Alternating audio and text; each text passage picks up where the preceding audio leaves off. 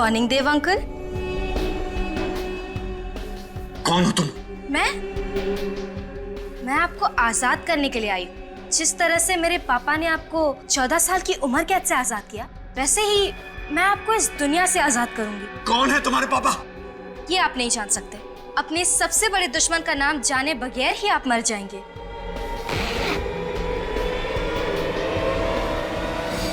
इस गन को हटाओ, ऐसे हटाओ इस गन को।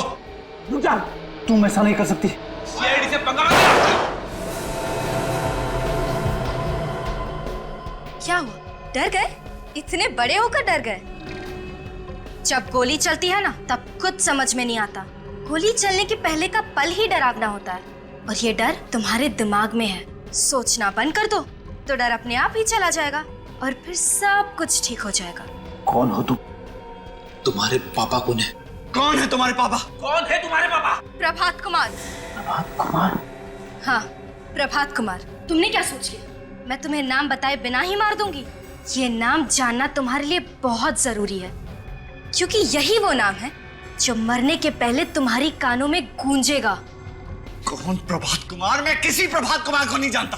फिर तो तुम मेरी माँ को भी नहीं जानते होगे। कौन है तुम्हारी माँ? चित्रांगदा कुमार, जिसका तुमने बेरहमी से खून कर दिया। मैंने किसी का खून नहीं किया।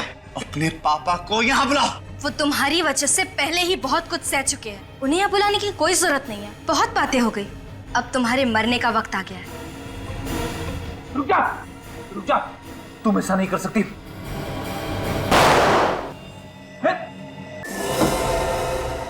लो, खाना खा लो। कहते हैं वक्त हर जख्म को भर देता है, मगर वक्त ही मेरा जख्म है। 14 साल कम समय नहीं होता, खास करके तब जब रोजाना आपका खाना वेज हाक्का नूडल्स हो। मगर मैं खाऊंगा। जिंदा जो रहना है मुझे, ये जानने के लिए कि वो कौन दुश्मन है मेरा जो इतनी नफरत करता है मुझसे। कभी ना कभी तो जरूर आजाद करेगा वो मुझे इस पिंजरे से।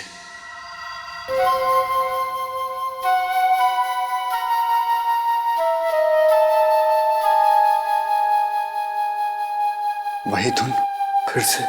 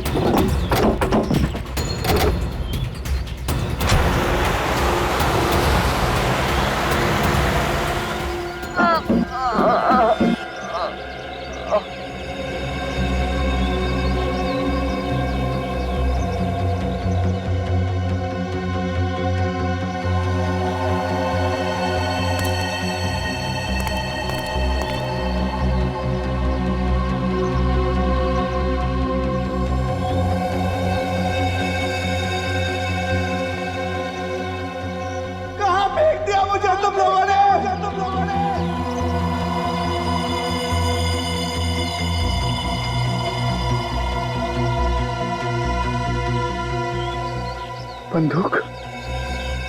उसने मुझे बंदूक क्यों दी?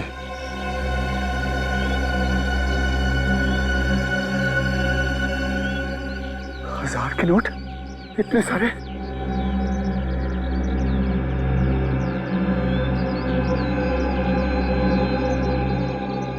ये कैसा मोबाइल फोन?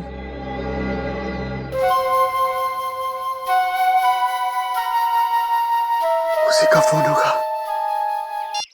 हेलो हेलो, कहाँ हो तुम? परेशान होने की जरूरत नहीं है। मैं जानता हूँ तुम्हारे वक्त में मोबाइल फोन्स बहुत कम इस्तेमाल होते थे, और ये 1000 के नोट जो मैंने तुम्हें दिए हैं वो तो थे ही नहीं तुम्हारे जमाने में। कौन हो तुम? क्या फर्क पड़ता है कि मैं कौन हूँ? तुमने मुझे 14 साल उस कमरे में क्यों बंद कर रखा? मैं तुझे मिलना चाहता हूँ। मैं जानना चाहता हूँ कि मैंने क्या किया था। तुमने मुझे क्यों किडनैप किया? सब कुछ बहुत जल्द पता चल जाएगा। पैसे और गन तुम्हारी मदद करेंगे। मैं भी तुमसे मिलने के लिए बहुत बेताब हूँ। 3 दिन देता हूँ, सिर्फ 3 दिन में मुझ तक पहुँचो और मुझे खत्म कर दो। मार सको तो मार दो। पलाश! मैं तुझे ढूंढ निकालूंगा, मैं तुझे नहीं छोड़ूंगा।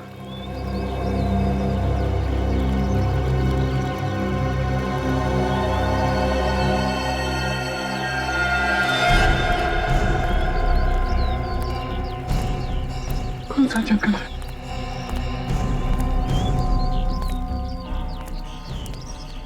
कौन सा जंगल है?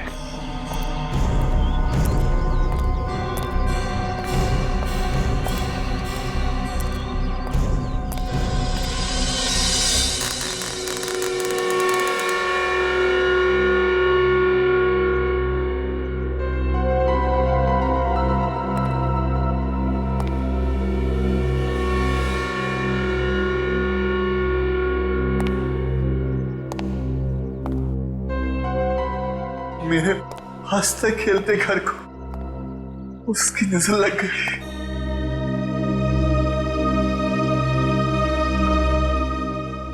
छोड़ूंगा नहीं मैं उसको। उसने मेरी जिंदगी बर्बाद कर दी, मेरा घर बर्बाद कर दिया। मैं उसे ढूंढ कर ही निकालूंगा,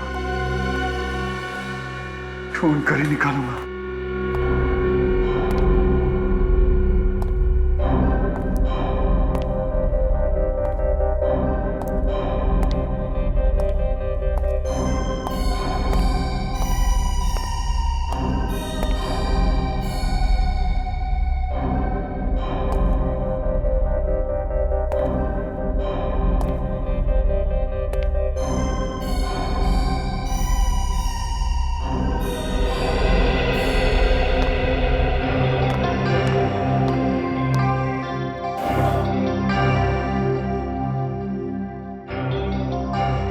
कितना खूबसूरत है, मीरा को बहुत पसंद आएगा।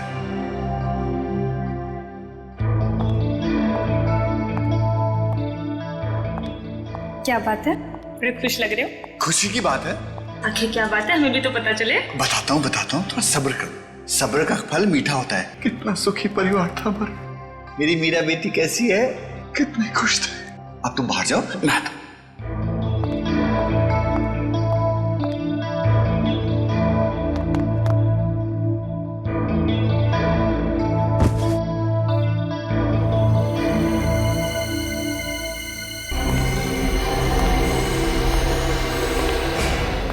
लॉकेट इसी में होगा।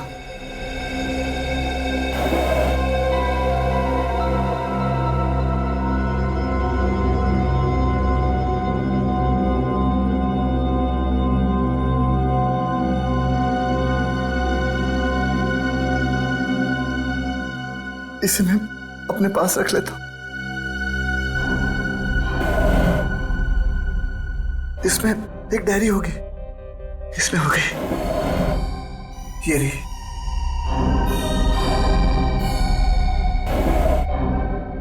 इसमें उसका नंबर होगा।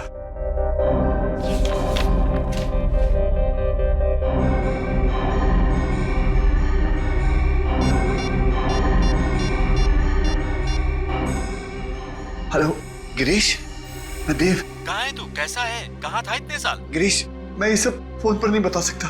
क्या हम मिल सकते हैं? बिल्कुल मिल सकते हैं, वहीं मिलेंगे अपने पुराने अड्डे पे। टटारा डिस्कोथेक 8 बजे। तुम महेश खूनी? मैं जानता था कि तुम एक ना एक दिन वापस जरूर आओगे। तुमने क्या सोचा था कि 14 साल के बाद भागकर वापस आने पर तुम्हें मिलने वाली सजा से तुम बच जाओगे? मैंने कोई गुनाह नहीं किया। तुमने अपनी बीवी प्रिया का खून किया है। मैं अभी सीआईडी को फोन लगाता हूँ। सीआईडी को फोन मत करना।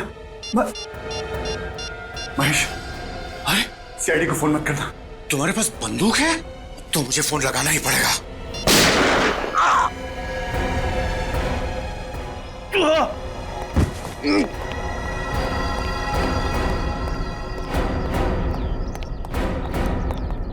तो आपने देखा था उस आदमी को जिसने आप पे गोली चलाई?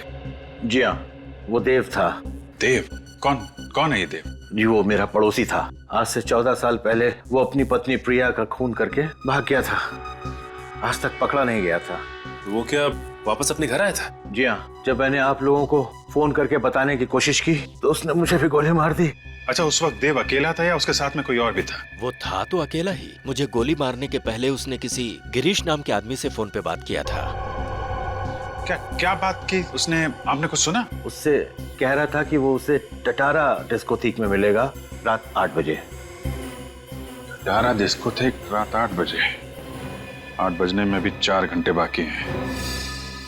तब तक इस देव की कुंडली निकालते हैं। मिल गया सर। ये देखिए देव के काले कारनामों का चिट्ठा। तो इस देव ने आज से 14 साल पहले 24 अप्रैल 1998 को अपनी बीवी प्रिया का खून किया था, पेट में चाकू घोंप के। हाँ सर, और वो खून करके फरार हो गया और पुलिस को चाकू के ऊपर से उसकी उंगलियों के निशान भी मिले और तो और मौका वारदात पे देव की खून की बूंदें भी मिली, लेकिन उसके बावजूद पुलिस पकड़ नहीं पाई उसे। और अब 14 साल बाद वो इस शहर में वापस आया है। सर जरूर कोई बहुत बड़ी ठोस वजह है इस देव के वापस आने की, वरना खुद घर जाके वो अपने आप को मुसीबत में क्यों डालता? इसमें यह भी लिखा है कि उस वक्त देव की एक 2.5 साल की बेटी भी थी, मीरा, और उसकी माँ की मौत के बाद से वो गायब है। आ रहा है ना आज रात ये देव टटारा डिस्कोथेक में। बहुत सारे सवालों के जवाब देने इस देव को।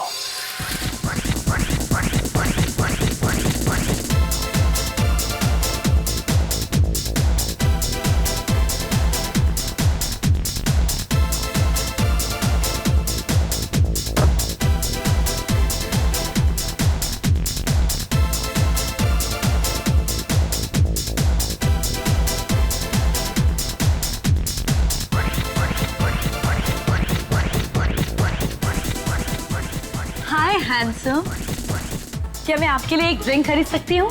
No. No problem, no issues. कुछ और कर सकती हूँ? हाँ, जस्ट लीव मी अलोन। अगर मैं आपको अकेला छोड़ दूंगी तो आपको गिरीश तक कौन पहुंचाएगा? तुम गिरीश को जानती हो? आओ मेरे साथ।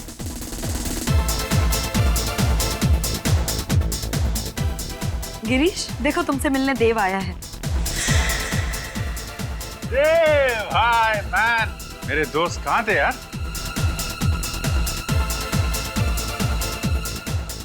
क्या मजाक है? ये गिरीश नहीं है। सही पहचान। मैं बाराती हूँ, तुम्हारी बारात में शामिल होने आया हूँ। देव, अरे मेरे दोस्त, यार मैं तुम्हें ढूंढ रहा था। कैसा है तू? हाँ, चल घर चले, मैंने तुमसे बहुत सारी बातें करनी है। कोई कहीं नहीं जाएगा, पहले तुम लोग ससुराल चलोगे। ससुराल? हाँ ससुराल, सीआईडी ब्यूरो। CID bureau? मेरे पास वक्त नहीं है। वक्त तो मेरे पास भी नहीं है। जो जुर्म आप लोग मुझसे कबूल करवाना चाह रहे हो वो मैंने किया ही नहीं है। झूठ बोल रहे हो तुम। अपनी बीवी प्रिया का खून तुमने ही किया। मैं तो उससे स्कूल के दिनों से ही प्यार करता था। स्कूल के दिनों से? मतलब तुम और प्रिया के एक ही स्कूल में पढ़ते थे? कौन से स्कूल में पढ़ते थे तुम? एक ही स्कूल में नहीं सर, मैं ग्रीन हॉर्न्स में था और वो एसके स्कूल में। मैं उससे जान से भी ज्यादा प्यार करता था। मैं उसका खून क्यों करूंगा? ये सच कह रहा है सर। मेरा नाम गिरीश है, मैं देव का दोस्त हूँ। प्रिया भाभी और देव के प्यार की मिसाल तो हम सभी दोस्त दिया करते थे।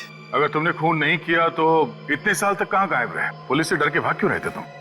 मैं नहीं भागा। तो क्या 14 साल से हिमालय में जाकर बैठे थे समाधि लगाकर? सर मैं किडनैप हो गया था। किडनैप? वो भी 14 साल के लिए? हाँ। मतलब 1998 से लेके 2012 तक तुम किडनैपर की कैद में थे? हाँ।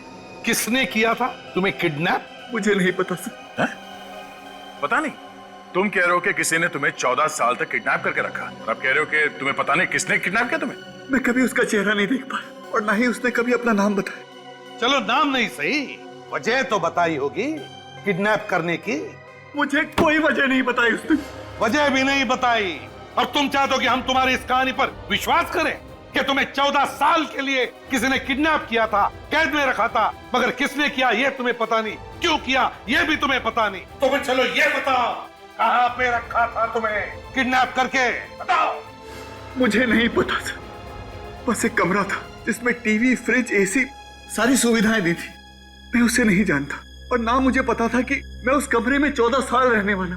तुम्हारी इस कहानी पर हमें बिल्कुल विश्वास नहीं, फिर भी और एक मौका देता हूं तुम्हें। सच सच बताओ, बिल्कुल शुरू से, जिस दिन तुम किडनैप हुए थे उस दिन से।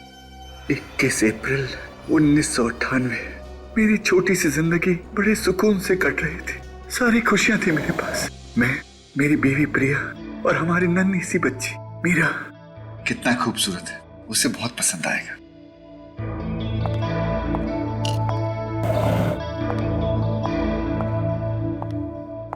क्या बात है, बड़ी खुश लग रहे हो। खुशी की बात। क्या बात है, हमें भी तो पता चले। कुछ बात है ना, थोड़ा सब्र करना सीखो। सब्र का फल मीठा होता है। मेरी मीरा बेटी कैसी है? अच्छा, इसे लेकर बाहर जाओ, मैं आता हूँ। तुमने बताया नहीं क्या बात है। तुम जाओ तो मैं आता हूँ, बताता हूँ।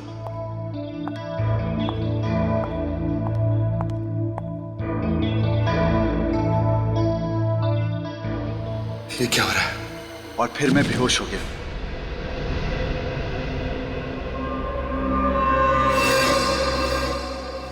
जब नींद खुली तो देखा किसी अनजान जगह पर हूं। उस वक्त मैं ये नहीं जानता था कि मुझे वहां 14 साल बिताने होंगे। पर अगर ये बात मुझे पता भी होती तो क्या मेरा दर्द कुछ कम हो जाता?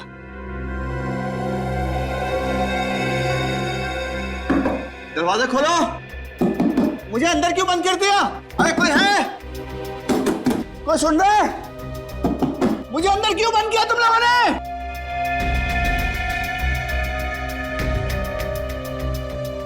कहाँ हूं मैं? किसने बंद कर दिया मुझे?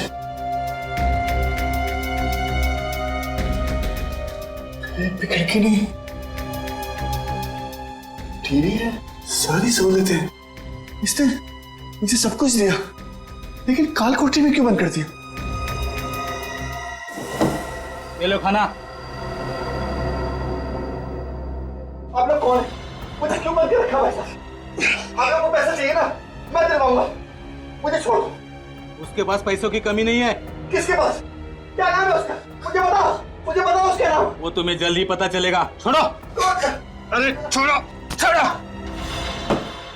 और फिर एक दिन 4 लोग अंदर आए। कौन है आप लोग? मैं समझ नहीं पा रहा था क्यों पकड़ रखा?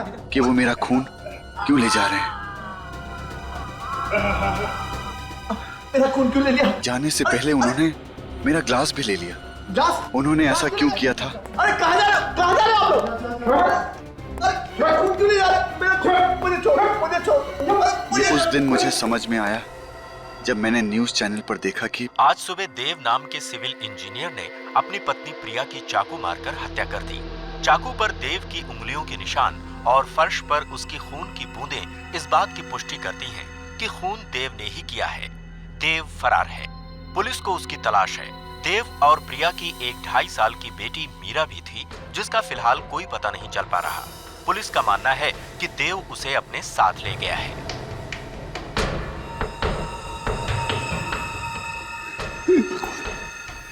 ये क्या हो गया? ये क्या हो गया?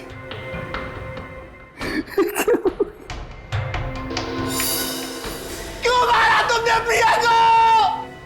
मैंने क्या बिगाड़ा था तुम्हारा? क्या बिगाड़ा था?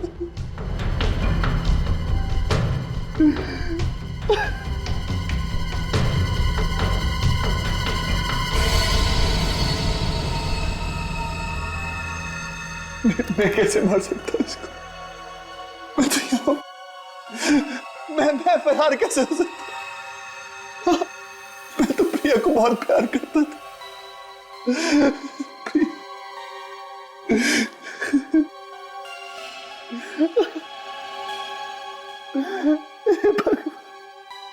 ये क्या हो गया? मीरा, मेरी बच्ची मीरा कहाँ हो गई? मीरा का क्या किया तुमने? मेरी बच्ची कहाँ है?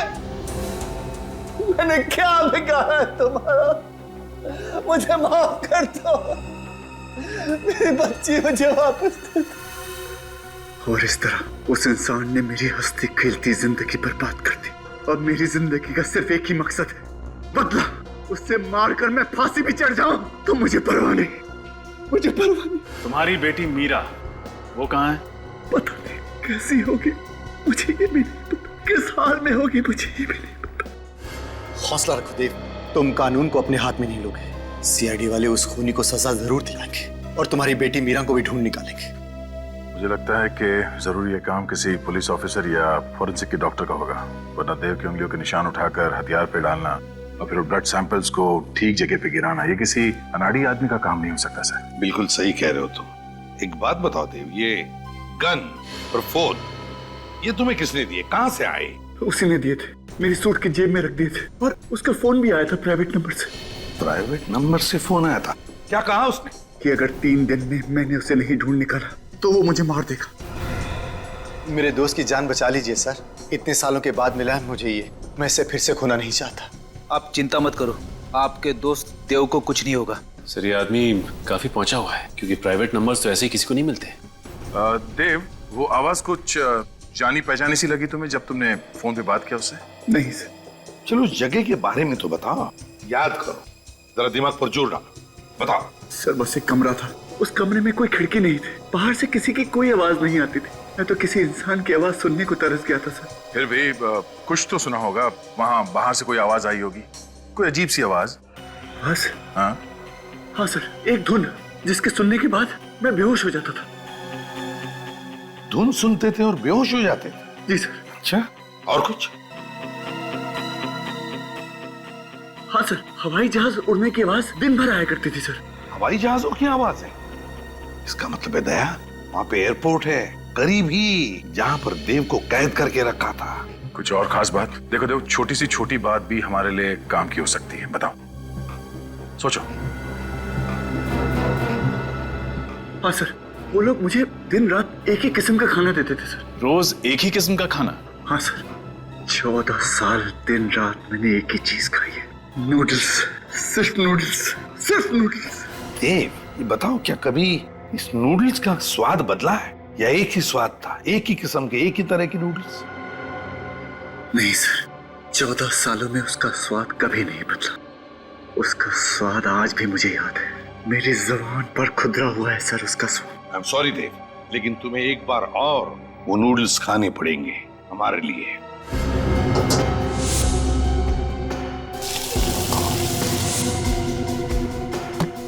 टेस्ट कीजिए मिस्टर देव।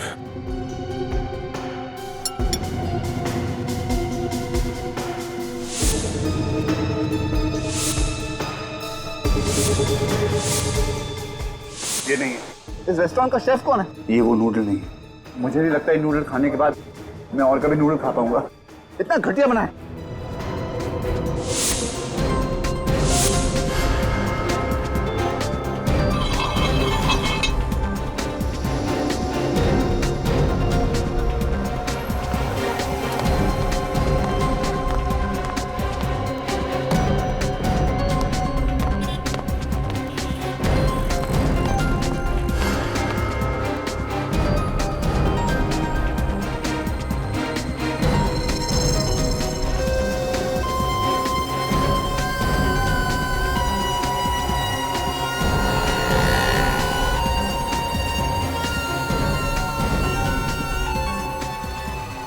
ये नूडल वही है जो मैं पिछले 14 सालों से खा रहा था। आपको पूरा यकीन है? मैं अपना नाम भूल सकता हूँ लेकिन स्वाद नहीं भूल सकता। तो फिर इनसे पता करते हैं कि 14 सालों से नूडल्स की डिलीवरी एक ही जगह पर कहां हो रही थी।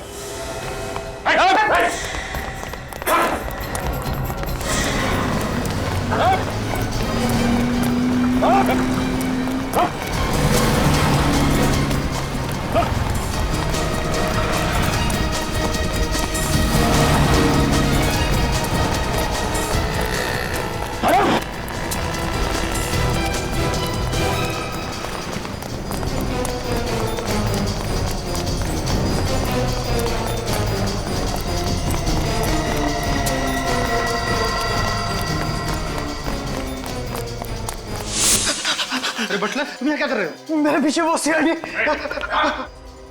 नहीं, नीचे।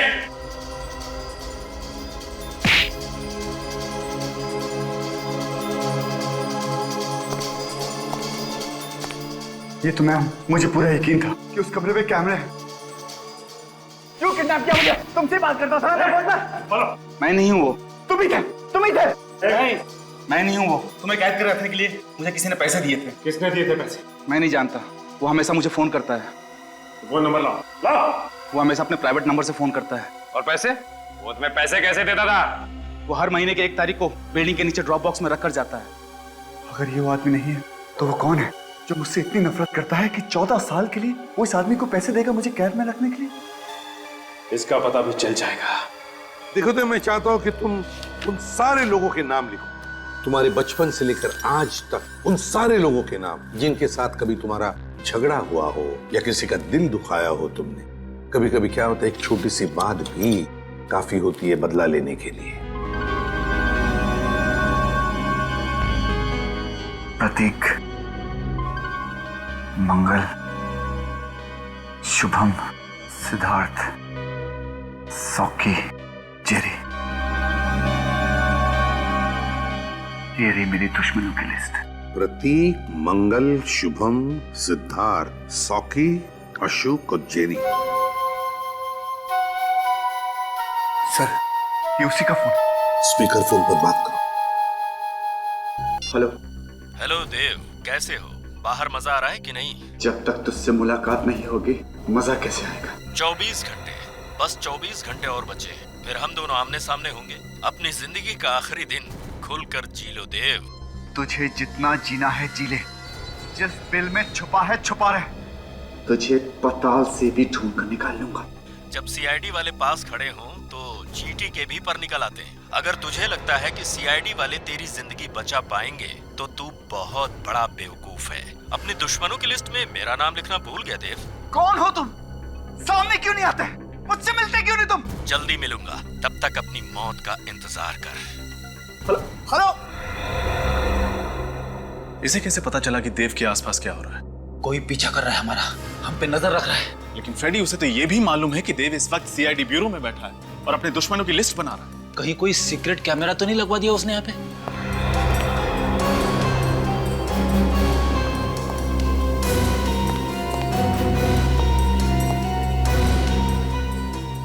नहीं सर, यहाँ पे तो कोई कैमरा दिख नहीं रहा है। क्या मतलब सर?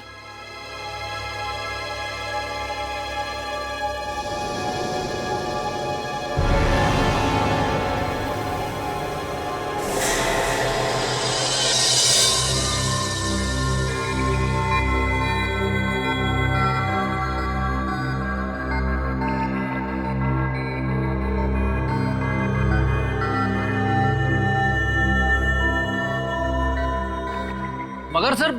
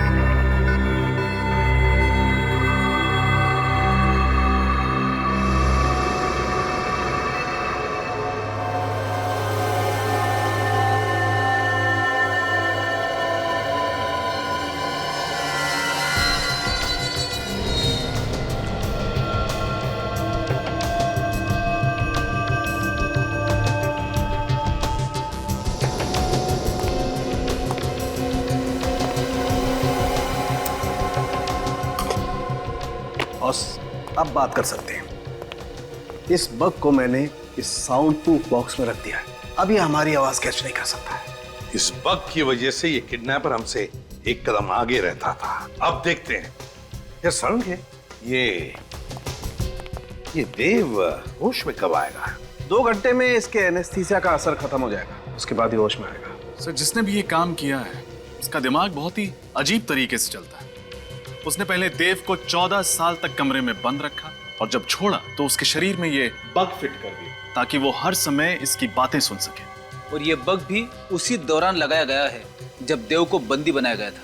लेकिन एक बात समझ में नहीं आ रही है कि देव को पता कैसे नहीं चला जब उसके पीठ में ये बग फिट किया जा रहा था? वेलियम गैस की वजह से। Valium gas? जब हमने देव का ब्लड टेस्ट किया तो देव के ब्लड में हमें वेलियम गैस के ट्रेसेस मिले। यार साउंड ये वेलियम गैस तो रशियन सेना ने चेचनिया के आतंकवादियों के खिलाफ इस्तेमाल किया था। बिल्कुल। अब बॉस, इसकी बॉडी में हमें विटामिन डी भी बहुत कम मात्रा में मिला है। साळुंखे, जब भी कोई आदमी 14 साल से सूरज की रोशनी से दूर रहेगा तो यही होगा ना। सिर्फ इतना ही नहीं सर, इसके खून में से हमें स्नोडन थर्वल नाम की दवाई भी मिली है। स्नोडन थर्वल? ये कौन सी दवाई है? सर ये दवाई स्किज़ोफ्रेनिया के इलाज के लिए इस्तेमाल की जाती है। स्किज़ोफ्रेनिया एक तरह की दिमाग की बीमारी होती है ना? अरे हाँ फ्रेडी, बिल्कुल ठीक कहा तुमने। सर लेकिन वो किडनैपर ये दवाई देव को क्यों दे रहा था? ताकि देव अपना मानसिक संतुलन बनाए रखे। बॉस, अगर किसी इंसान को 14 दिन भी छोटे से अंधेरे बंद कमरे में कैद करके रखा जाए तो अकेलेपन और अंधेरे की वजह से वो अपना मानसिक संतुलन खोने लगता है। खाली दिमाग शैतान का घर। और इस बेचारे देव को तो पूरे 14 साल तक इसी तरीके से अंधेरे बंद कमरे में कैद करके रखा गया था। रजत, ये किडनैपर जरूर चाहता होगा कि 14 साल के बाद में जब देव बाहर निकलेगा तो अपने पूरे होशो हवास में रहेगा। हाँ सर, लग तो ऐसा ही रहा है। अब जिसने भी ये काम किया है उस तक पहुंचना बहुत जरूरी है। वो तो हम पहुंच कर ही रहेंगे। पहले पता लगाओ कि ये बग, ये चिप किसने बेची थी और किसे बेची थी। क्या तारीख बताई थी आपने? 2 सितंबर 2010 और उस बग का बैच नंबर है X91PXB4। X91PXB4 2 सितंबर 2010। जी हाँ, ये बग दी थी हमने, यही नंबर था। ये बग किसको दी थी आपने? इंस्पेक्टर ऋषभ। इंस्पेक्टर ऋषभ? इस इंस्पेक्टर ऋषभ को 2 साल पहले सस्पेंड कर दिया गया था। मगर क्यों? कमिश्नर साहब ने इसको रिश्वत लेते हुए पकड़ लिया था। इस ऋषभ का एड्रेस चाहिए हमें। एड्रेस तो आपको मिल जाएगा, लेकिन इस मुलाकात की खबर किसी को भी नहीं होनी चाहिए। आप चिंता मत कीजिए। सर, हमें तो शुरू से ही शक था कि इस जुर्म में किसी पुलिस वाले या फिर किसी फोरेंसिक डॉक्टर का हाथ है। हाँ, लेकिन रजत, ये ऋषभ ही वो कड़ी है जो हमें देव के किडनैपर्स तक ले जा सकती है। लेकिन पुलिस वाला होने के बावजूद भी ऐसा गंदा काम। सर कहीं ऐसा तो नहीं कि इसे पहले ही पता चल गया कि हम लोग यहाँ आ गए? एक काम करो, दरवाजा तोड़ दो। सर।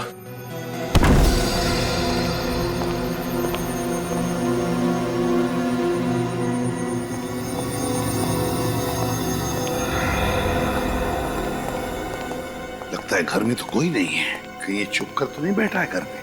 देखो जरा, बैठ जाओ।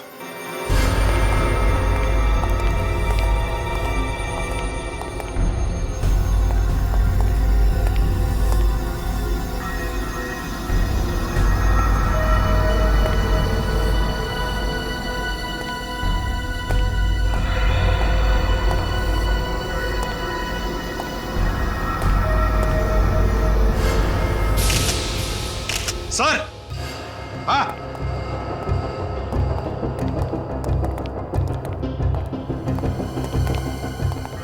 माय गॉड,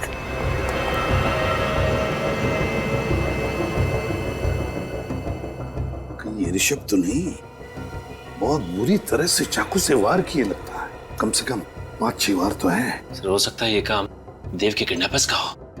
हाँ सचिन, हो सकता है। उसे पता चल गया होगा कि वो बग जो फिट किया था वो काम नहीं कर रहा है, इसलिए ऋषभ को मार डाला। अच्छी तरह से चेक करते इस घर को, एक एक कोना छान मारते, एक एक इंच, जरूर कुछ ना कुछ तो मिलेगा।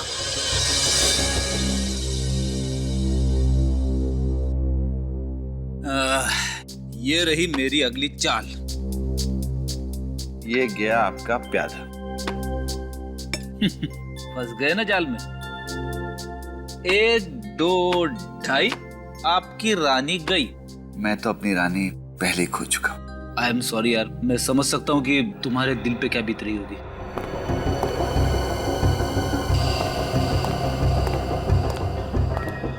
ये क्या है?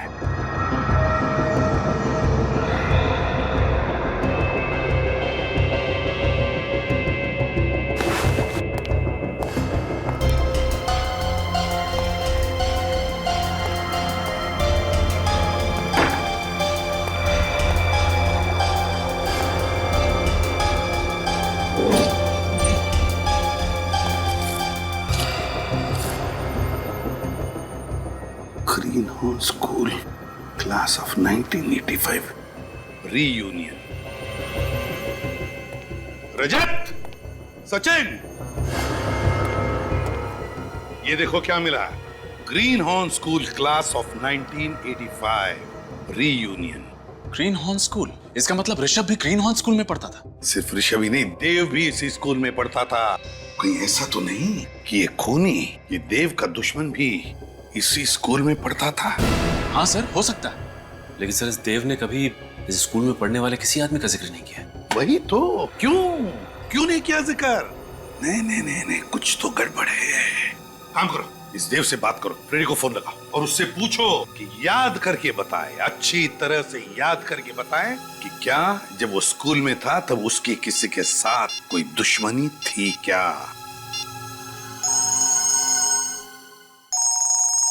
अब एक मिनट।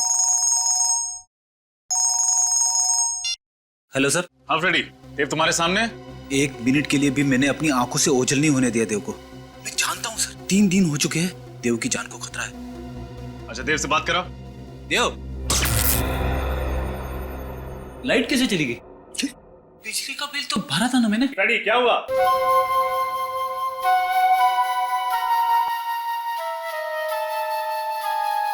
सर इसी तरह की धुन तो देव के फोन के रिंगटोन की भी है। बिल्कुल यही धुन है, यही धुन है। ये तो वही धुन है। मुझे चक्कर क्यों आ रहे? Freddy,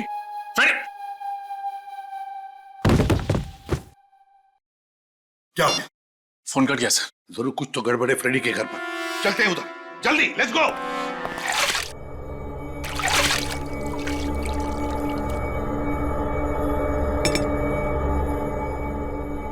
good morning Dev uncle. कौन हो तुम? मैं आपको आजाद करने के लिए आई हूँ। जिस तरह से मेरे पापा ने आपको 14 साल की उम्र कैद से आजाद किया, वैसे ही मैं आपको इस दुनिया से आजाद करूंगी। कौन है तुम्हारे पापा? ये आप नहीं जान सकते। अपने सबसे बड़े दुश्मन का नाम जाने बगैर ही आप मर जाएंगे।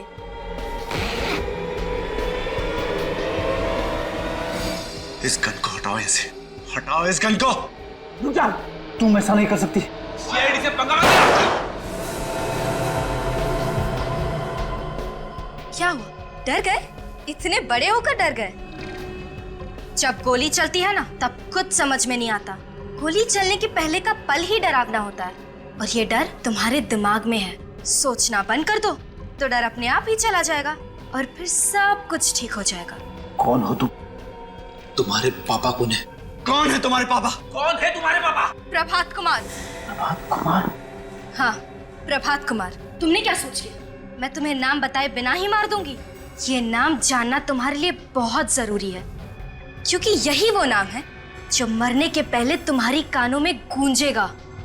कौन प्रभात कुमार? मैं किसी प्रभात कुमार को नहीं जानता। फिर तो तुम मेरी माँ को भी नहीं जानते होगे। कौन है तुम्हारी माँ? चित्रांगदा कुमार, जिसका तुमने बेरहमी से खून कर दिया। मैंने किसी का खून नहीं किया। अपने पापा को यहाँ बुलाओ। वो तुम्हारी वजह से पहले ही बहुत कुछ सह चुके हैं। उन्हें यहाँ बुलाने की कोई जरूरत नहीं है। बहुत बातें हो गई, अब तुम्हारे मरने का वक्त आ गया है। रुक जा, तुम ऐसा नहीं कर सकती।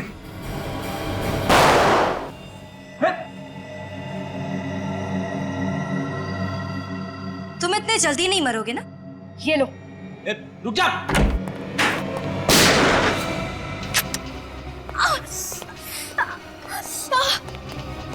मरने के बारे में सोचना भी मत। कौन हो तुम लोग? सीआईडी। देव को जल्दी से हॉस्पिटल ले चलो, जल्दी। संभल के। अगर तुम लोग यहाँ नहीं आते तो मैं उसे मार ही डालती। हम मारने देते तब ना। इतनी कम उम्र में इतनी नफरत किस लिए? हा? बचपन से मेरी जिंदगी का एक ही मकसद रहा है, बदला। देव से अपनी माँ की मौत का बदला। इस बदले और नफरत के बीज को बोया किसने तुम्हारे दिल में? तुम्हारे पापा प्रभात कुमार ने? हाँ, मुझे गर्व है अपने पापा पर कि उन्होंने मेरे माँ के हत्यारे को इतनी बड़ी सजा दी। उसे 14 साल की कैद में रखा और अब मैंने उसे गोली मार दी। तुम्हारी वजह से देव हॉस्पिटल में जिंदगी और मौत के बीच झूल रहा है, समझी? देव तो मरेगा, जरूर मरेगा। पकड़े जाने के बाद भी तुम्हारी अकड़ नहीं गई अभी तक। अब चाहे फांसी हो या जेल, मुझे कोई फर्क नहीं पड़ता। चुपचाप बता दो तुम्हारे पापा इस वक्त कहाँ हैं, समझे? नहीं, बिल्कुल नहीं बताऊंगी। अब जब बाप बेटी का मकसद पूरा हो ही गया है तो सजा क्यों नहीं काट लेते हैं? अब तक मकसद पूरा कहाँ हुआ है? जब देव मरेगा तब हमारा मकसद पूरा होगा। तुम ऐसे नहीं मानोगी, हमें ही कुछ करना पड़ेगा। फ्रेडी, इस प्रभात कुमार के सारे डिटेल्स निकालो। Sachin, Nikhil, green horns school जाओ, वहीं से कुछ पता चलेगा। Excuse me sir. जी कहिए। हम लोग सीआईडी से। आप लोग मेरे स्कूल में क्या कर रहे हो? I mean, मेरे स्टूडेंट्स ने कुछ गड़बड़ की है क्या? नहीं, आपके स्टूडेंट्स ने कुछ गड़बड़ नहीं की है, बस आपके स्कूल के 1982 के बैच के बारे में कुछ जानकारी चाहिए थी। 1982 के बैच के बारे में? एक मिनट सर। आइए सर, इस फाइल में आपको उस बैच की सारी जानकारी मिल जाएगी। देव इसी बैच में था, मगर अपने पापा के तबादले की वजह से 15 जुलाई 1982 को बीच में स्कूल छोड़ के चला गया था। 2 सितंबर 1982 में देव की क्लास में एक नीलम नाम की लड़की थी जिसने आत्महत्या की थी, लेकिन आत्महत्या की वजह नहीं लिखी यहाँ। प्रिंसिपल साहब, आप कुछ बता सकते हैं इसके बारे में? जी नहीं सर, मैं तो यहाँ पिछले 5 साल से ही प्रिंसिपल हूँ। 1982 में मिस्टर दीनानाथ यहाँ के प्रिंसिपल थे, जिनके कुछ साल पहले ही मौत हो गई। मौत हो गई है? जी हाँ सर। इसमें यह भी लिखा है कि नीलम का एक भाई भी था जो 8वीं क्लास में था इसी स्कूल में। क्या नाम है उसका? प्रभात कुमार। ये प्रभात कुमार तो नताशा के पापा का नाम है ना? हाँ सर। मतलब ये प्रभात पास आउट हुआ होगा 1985 में, पास आउट हुआ होगा। तो सर 1985 की फाइल देखना चाहिए। ये क्या?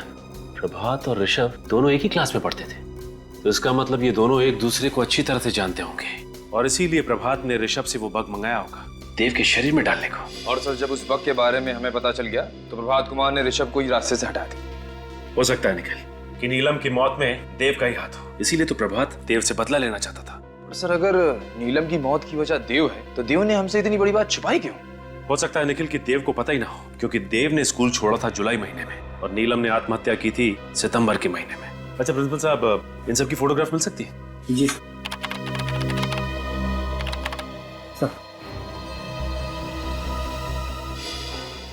ये है देव और ये नीलम। तो सर, इस फाइल में ऋषभ और प्रभात का भी फोटो होना चाहिए। माय गॉड, ये है प्रभात।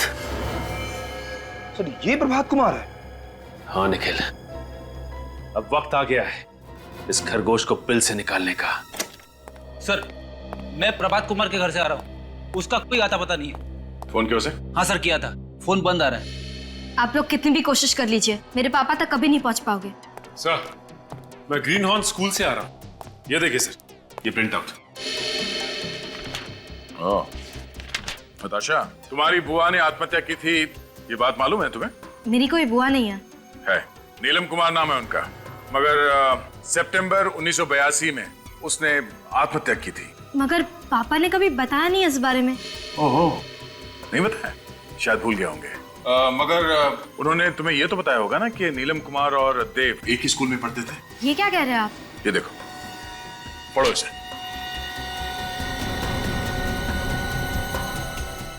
पापा ने इतनी सारी चीजें मुझसे छुपाई क्यों? तुम्हारे पापा ने तुम्हारा इस्तेमाल किया, तुम्हारी माँ की मौत का बदला लेने के लिए नहीं, बल्कि तुम्हारी बुआ की मौत का बदला लेने के लिए। ये सारे कागजात नकली है, आप लोग झूठ बोल रहे हैं ना? क्या नाम है तुम्हारी मम्मी का? चित्रंगदा कुमार ना? हाँ। कोई फोटो है उनकी तुम्हारे पास? नहीं, उन्होंने कभी मम्मी की फोटो नहीं दिखाई। चित्रंगदा कुमार नाम की कोई औरत होगी तो दिखाएंगे ना। ये आप क्या बकवास कर रहे हैं? कोई चित्रंगदा कुमार नहीं है, ये सिर्फ एक कहानी है, कहानी तुम्हारा इस्तेमाल करने की। ये झूठ है ना? तुम्हारे मम्मी पापा की शादी कब हुई थी? 25 फरवरी 1993। मैरिज रजिस्ट्रार के ऑफिस में गए थे हम, वहाँ पे भी कोई प्रभात कुमार और चित्रांगदा कुमार की शादी का रजिस्ट्रेशन नहीं किया गया है। ये नहीं हो सकता। अच्छा, ये बात है। आप लोगों को लगता है कि आप लोग मुझे इन सब बातों में फंसाकर उल्लू बनाओगे, तो मैं आपको अपने पापा का पता बता दूंगी, है ना? मैं आपको अपने पापा का पता नहीं बताऊंगी। तुम्हारे पापा हैं कौन, ये पता भी है तुम्हें? क्या मतलब? दया, हमारा शक सही था। ये पढ़ो। ये क्या है? DNA report. तुम्हारी डीएनए रिपोर्ट मिस्टर देव के डीएनए रिपोर्ट से मैच करती है। मिस्टर देव तुम्हारे पापा हैं, तुम्हारे असली पापा, प्रभात कुमार नहीं। ये रिपोर्ट्स नकली है ना? ये सब झूठ है। आप लोग झूठ बोल रहे हैं ना? यही सच है। तुम्हारे गाल पे जब ये तिल देखा था हमने, हमें उस वक्त शक हुआ था कि शायद तुम मीरा हो, देव और प्रिया की बेटी। ये नहीं हो सकता। मीरा, तुम्हारी माँ का हत्यारा प्रभात कुमार है। उसी ने प्रिया को मारा और प्रिया के खून का इल्जाम देव के सर पे डाला और फिर एक बेटी के हाथों बाप को मरवा के बदला लेना चाहता था। ये नहीं हो सकता। इस प्रभात ने बड़ी लंबी प्लानिंग की थी। उसने सोचा कि एक बेटी से बाप का खून करवा दूंगा, इस तरह मीरा को फांसी हो जाएगी और देव का सारा खानदान खत्म। हे भगवान, ये मुझसे क्या हो गया? मैंने अपने हाथों से अपने पापा पर गोली चला दी। ये क्या कर दिया मैंने? मैं प्रभात कुमार को नहीं छोड़ूंगी, मार डालूंगी उसे। मीरा, प्रभात कुमार के पापों की सजा कानून देगा उसे। तुम हमें सिर्फ ये बताओ कि वो है कहाँ।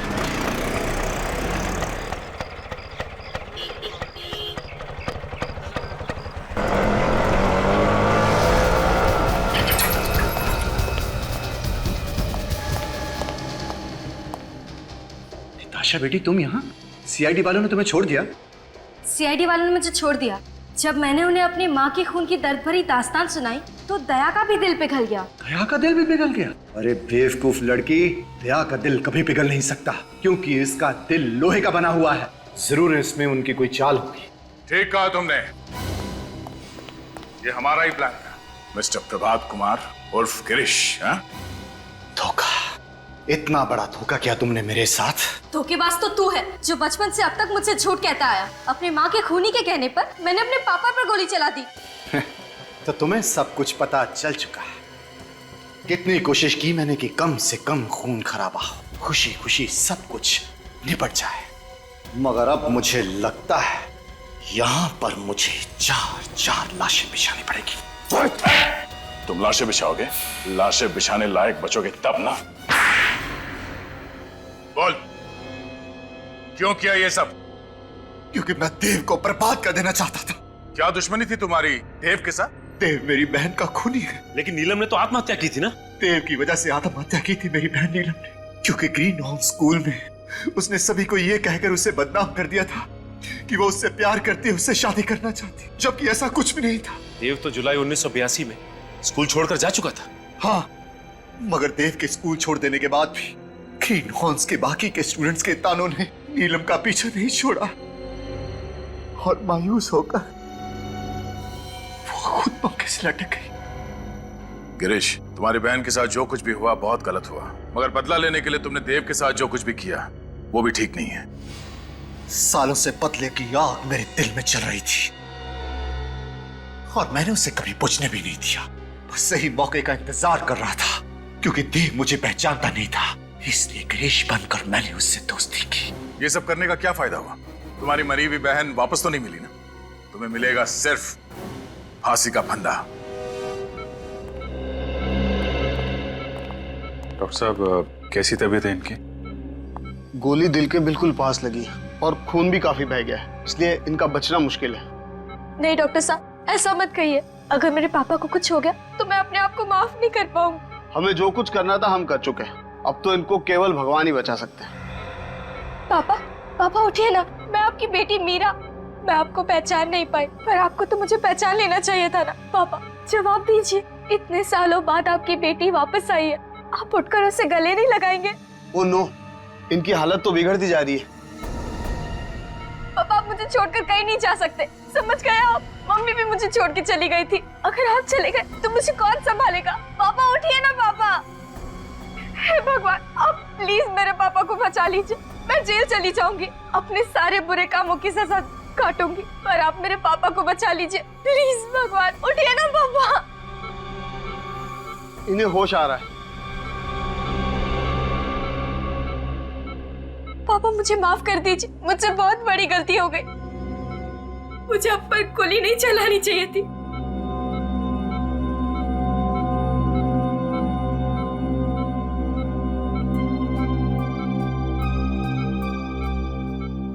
चौदह सालों से मैंने रखा हुआ था।